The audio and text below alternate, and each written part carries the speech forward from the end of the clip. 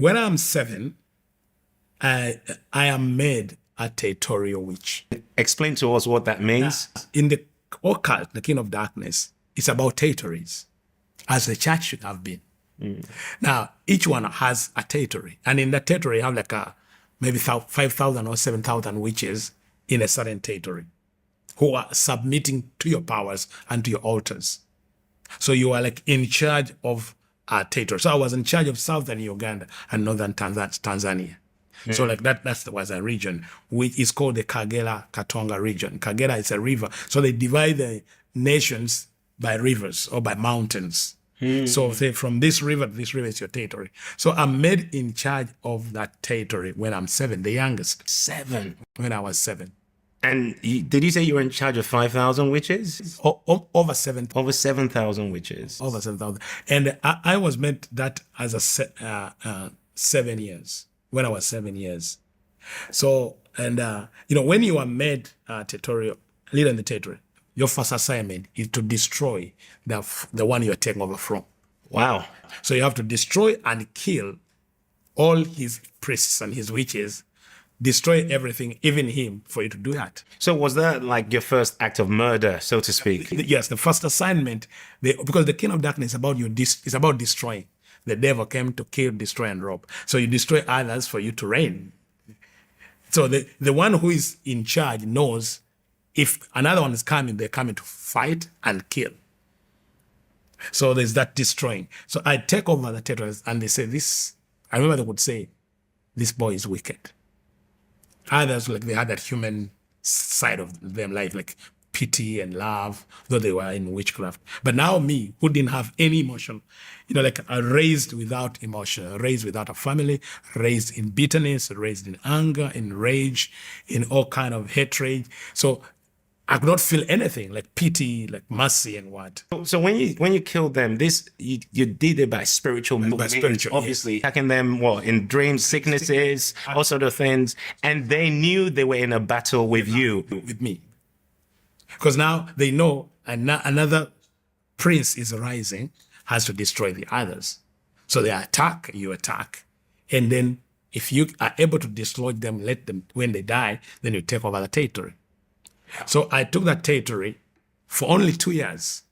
After 2 years, I had finished my assignment, and then I am made to be a trainer of other witches, or whoever wants to be trained. Trained in anything, in occult, in occultism, in astral projections, in what. So by this time, you're 9.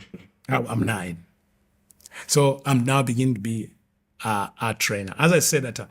My mother, though she had that mental problem, she kept thinking that she can break this and I become a normal child. By the way, I'm also going to school at the same time. You were schooling? Yes. Well, how are you relating to all the other children? Because you said earlier that no one wanted to play with you. Yes, but my mother took me to school. And I remember most of my teachers in the earlier years, I could be in school like thrice or 4 times in a term. Wow. But surprisingly, all my school up to university, I was always the best. But I was not attending classes. I could not attend classes, but I knew like I could go and write my exams and be the best without attending classes. Wow. And I can't tell how. So I could, as a child, there's a part of me always that longed to be a child. Even when I grew up and I became born again, I find so attached to children than there's like a baby in me still longing to be a child, because I missed that as a child. I missed that as a baby. I didn't have that love. So it's like there's a part of me, a part of my life that was skipped.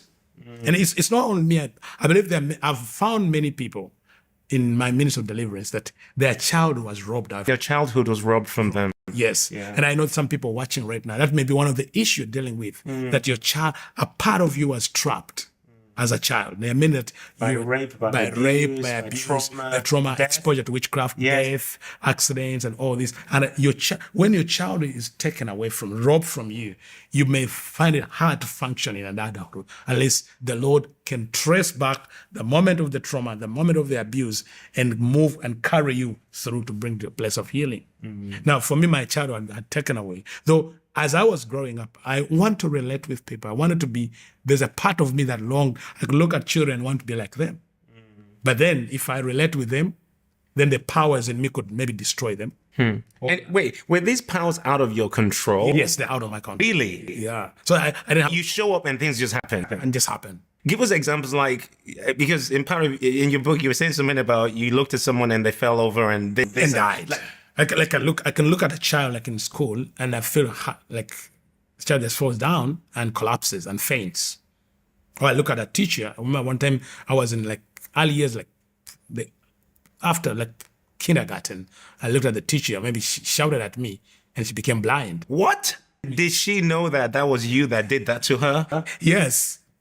Because I think she tried to find out and say, you can. So she came to me and said, can you help me get back my sight? And did you? I said, okay, you will. Then the next day she was seeing. And so she told everyone in the school then that they feared to send me out of the school because they didn't know what will happen to the school. Now, that's the early years. So these forces were in me, out of my control. I didn't do them by my will. Because remember, as a 3-year-old, we were trapped in a cave. So it's as if your will is blocked. You are taken, something has taken over your life. And I know there are people even who today, they have not recovered their will. If they were involved in the occult, in witchcraft, in abuse, in all these, they may have been trapped. That's why they need inner healing. They need deliverance. They need now someone to walk them the journey of healing. You know, people can hear the gospel, but there must be a ministry that facilitates the healing of the soul, especially the people that were trapped, especially in childhood. There's what they call the sexual abuse, the ritual sexual abuse. And because when I was there, most of these businessmen, the musicians, the celebrities could come for powers. And the way to get the powers, say, go and find a young child, a virgin, and rape her, sexually rape her, maybe 7. Like they're going to have a show. And say, for that show to be successful, find a guy. They're going to have a what? Like a show, like a music show. Music show, right, okay. A concert. A concert, yes. And they come for power and say, for that power, you need to find girls, rape them, sexually abuse them. And as a child, in those early years, you were giving some of these instructions to some of these celebrities. To celebrities, to politicians, to businessmen, and all of this for spiritual powers. And so